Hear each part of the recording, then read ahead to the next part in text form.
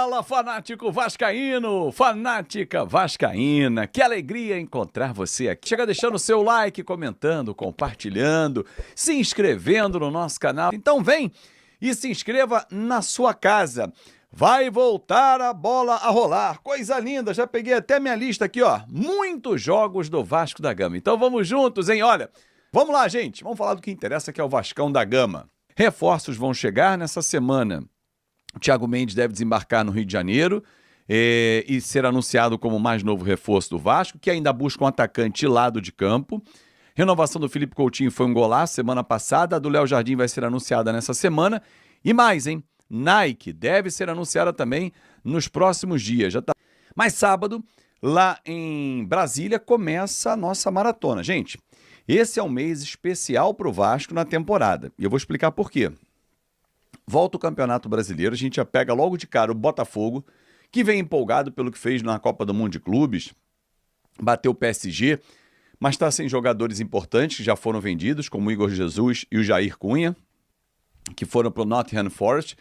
Mandou embora o seu técnico, Renato Paiva, mas é um time que briga na parte alta da tabela. Bom desafio, principalmente para que nós possamos entender qual vai ser esse Vasco, porque a última impressão que ficou foi sensacional. A vitória que a gente teve em cima do São Paulo foi com atitude, jogando como Vasco. Então, o jogo com o Botafogo é o primeiro dos testes deste mês de julho. E aí eu vou passar a agenda para você. Se liga, porque são jogos pesados e em 3 competições. Exatamente. Campeonato Brasileiro, sábado, 6h30 da noite, Mané Garrincha, Vasco e Botafogo. Depois desse jogo, o Vasco volta ao Rio de Janeiro, treina no domingo, aquele regenerativo, segunda algo muito leve, porque já segue para Quito. Se não seguir no próprio domingo, eu não tenho essa logística do Vasco não, mas provavelmente deve seguir no domingo à noite, ou no fim do dia, né, à tarde. Porque na terça-feira o time enfrenta o Independente Del Valle, 9h30 da noite, pelo horário de Brasília. É o início da repescagem. Lembra que o Vasco ficou em segundo no grupo? Como teve essa parada para a Copa do Mundo, às vezes a gente até se perde, né? O Vasco ficou em segundo no seu grupo, por isso vai jogar a repescagem, que é enfrentar quem veio da Libertadores. E aí, ganhando o confronto, ele passa para as oitavas de final, onde todos os primeiros colocados da fase grupos já estão por lá.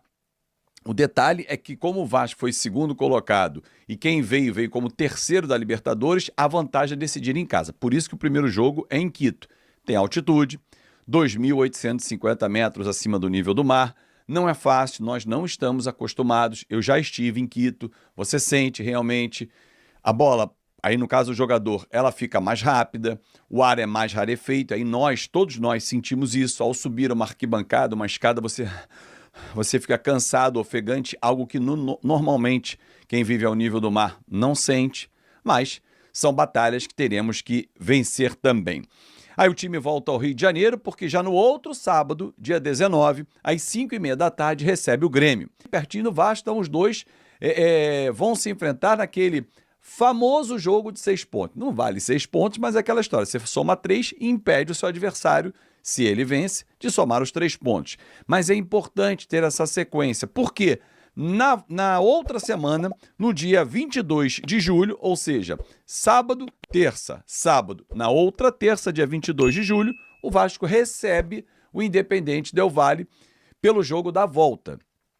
Óbvio que dependendo do que aconteça na ida, você sabe o que precisa fazer na volta. Pô, trouxe um empate, legal. Qualquer resultado simples de vitória, o Vasco passa para as oitavas. Porra, sofreu um revés, perdeu lá de 1 gol. Tem que fazer um gol aqui de diferença para levar para os pênaltis. Pô, tomou 2, tem que fazer 2. Aí a conta você já sabe. E claro que o torcedor vai empurrar o time dentro de São Januário. Não parou não, torcedor. Estou só no dia 22 de julho. Tem o jogo dia 27 com o Internacional fora de casa. Aí o Vasco pega uma sequência fora, porque é o Inter lá no Beira-Rio, adversário que oscila dentro do Campeonato Brasileiro, mas é um adversário forte. E depois, dia 30, para fechar o mês de julho, aí começa a fase oitavas de final, diante do CSA, fora de casa também. Ou seja, o Vasco vai a Porto Alegre e depois viaja até Alagoas para pegar a equipe do CSA. Tem desgaste, tem 4 viagens nesses 6 jogos que eu passei, Brasília, Quito, no Equador, volta para o Rio de Janeiro para jogar com o Grêmio, fica para jogar com o Independente Del Valle e sai para mais 2 viagens. Viagem, desgaste, menos tempo de treinamento e jogos decisivos. Assim será o mês de julho do Vasco da Gama. Queria um comentário seu, você é muito atento, você inclusive sempre que pode participa da Vasco TV, aquela coisa toda, bem enfronhado, dentro de São Januário. O que você está sentindo? Olha, Wellington, eu acho que o Vasco agora vai ter uma oportunidade de ouro de fazer uma temporada tranquila. O Vasco apresentou recentemente o seu diretor, seu novo diretor executivo, né, o português Admar Lopes, e acho que o Vasco tem de ser muito assertivo nessa janela de transferências. Não é um Vasco mais que pode ter o direito de errar. O Admar tem de chegar, se adaptar muito rápido e buscar reforços que se encaixem, claro, no estilo de jogo do Fernando Diniz, mas reforços também que já estejam um pouco mais adaptados ao futebol brasileiro. Eu acho que não é hora do Vasco fazer apostas em jogadores que não conheçam o nosso futebol e que não conheçam principalmente o ritmo e o calendário brasileiro. Acho que o Vasco já errou em apostas como o Lloyd, o Jean Davi, o Maxime Domingues. Então acho que está na hora do Vasco buscar jogadores mais ambientados ou jogadores que têm essa facilidade de se ambientar, como foi o caso do português Nuno Moreira, que até agora para mim foi a grande contratação do Vasco para a temporada. Chegou, já teve impacto direto em gols e assistências. É um jogador que se tornou titular e vem aí agora a concorrência do David, atacante, se lesionou no meados do ano passado, e acho que aí o Vasco pode ter uma briga nessa posição, mas o Nuno largou na frente e ele estava prisando muito de férias, né? Emendou uma temporada na outra. Então acho que agora o Vasco tem que buscar jogadores nesse perfil, mas jogadores também que talvez já atuem no futebol brasileiro ou sul-americano. É verdade, eu concordo contigo. Eu só esperava um pouquinho mais do Adson, né? Ele tá ainda com uma certa dificuldade. Talvez essa parada agora seja importante para o Adson.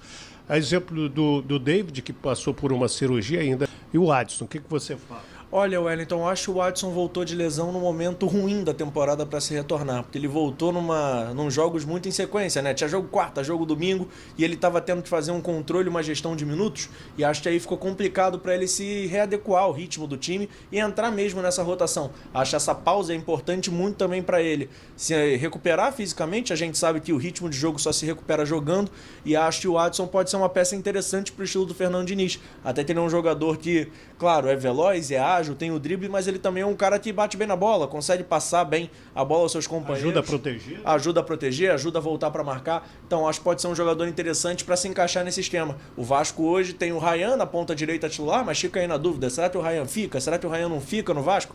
Então acho que o Adson pode ser o jogador, talvez até o substituto natural. O Vasco acho que procura um atacante no mercado e acho que não deveria se limitar ao ataque. Acho que o Vasco precisa de mais um volante, precisa de mais um zagueiro, talvez precise até de um lateral esquerdo reserva. Pensando por baixo, tá fora o camisa 10 para ser o reserva do Felipe Coutinho. Tem um jogador que já ficou provado que quando tá descansado joga melhor do que nessa sequência. Vídeo o jogo contra o São Paulo, que para mim ele foi o melhor em campo e diria até que foi o melhor jogo dele na temporada. É isso que eu ia te dizer. Desde que ele voltou foi o melhor jogo. Sim.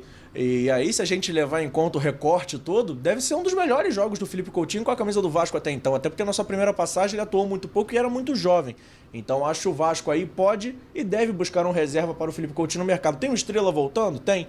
Mas eu acho que o Estrela já está num tempo de inatividade muito grande, é um jogador muito jovem, é da base do Vasco. E o Vasco tem que parar de tratar os meninos como solução. Os meninos têm que ser complemento. Os crias da base não podem ser responsáveis aí pelo sucesso ou pelo insucesso do Vasco na temporada. Então acho que o Vasco precisa de um camisa 10 mais experiente, até para revezar com o Felipe Coutinho. Eu concordo plenamente com você também nessa questão. E tenho mania de dizer aqui, em plena forma, o Felipe Coutinho é o 10 que está faltando na seleção. Olha, Wellington, eu não sei se é o 10. Ou não. Eu não sei se é o 10 que está faltando na seleção. Eu acho que o Felipe Coutinho em forma, ele briga por uma vaga entre os 26. Não sei se hoje ele é titular da seleção brasileira. Acho que não, até porque é um jogador que tem muita dificuldade em manter o ritmo. Tem muita dificuldade em se manter atuando com regularidade. Então acho que o Felipe Coutinho, ele briga com vaga, por exemplo, com o Oscar em forma, que também atua no futebol brasileiro. Talvez com o próprio Lucas Moura, que também é jogador do São Paulo. Eu acho que o Brasil está muito carente desse camisa 10. E esse camisa 10, na próxima Copa do Mundo, a gente lembra que a Copa já é em meados do ano que vem, é o seguinte, esse cara pode estar atuando no futebol brasileiro. Eu citei o Oscar e Lucas, mas pode ser o Paulo Henrique Ganso, caso o Ancelotti tenha um jogador de mais cadência, um cara para pensar um pouco mais o jogo. Eu acho que o Brasil ainda está bem servido nessa posição com jogadores de características muito distintas. Vamos ver qual que agrada mais o Ancelotti, qual que ele precisa mais e qual que vai estar mais em forma para ajudar a seleção brasileira. Mas eu acho que o Felipe Coutinho pronto, em forma, é um jogador muito interessante para o Brasil colocar pelo menos no radar da seleção. E aí pessoal, beleza? Não se esqueçam de se inscrever no canal, deixar o seu like e ativar o sininho das notificações. Aqui no Fanático Vasco Notícias, trazemos as principais notícias do Vasco todos os dias para vocês. Um forte abraço, tamo junto, fui!